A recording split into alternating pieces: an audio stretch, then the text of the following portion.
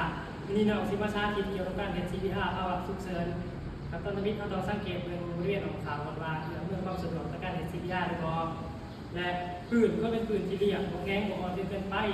และสิ่งที่บ่ควรลืมเลยก็คือโทรหารถกู้ภัยและขอความช่วยเหลือกับคนบริเวณของขาที่อยู่ใกล้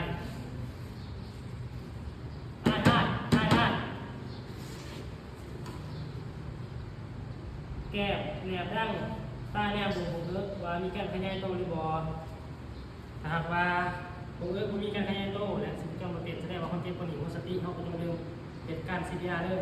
และผู้ชายเขาจะสังเกตบริเวณหัวนมส่วนผู้หญิงเขาจะสังเกตบริเวณดินปีฮะหรือสเตอร์นัม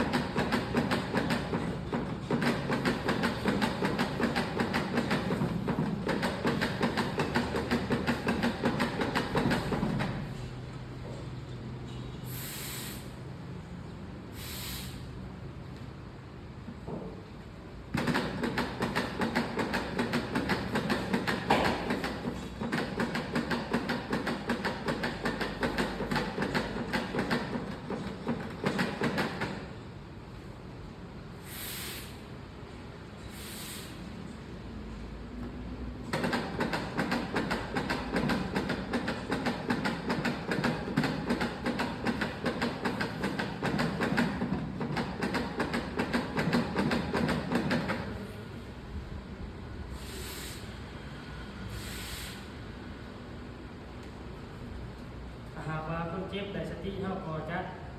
อีกคนเจ็บมาโต้เพื่อให้สิ่งแปลกปลอมหรือว่าอิสระไหลออกจากระบบการเดินหายใจ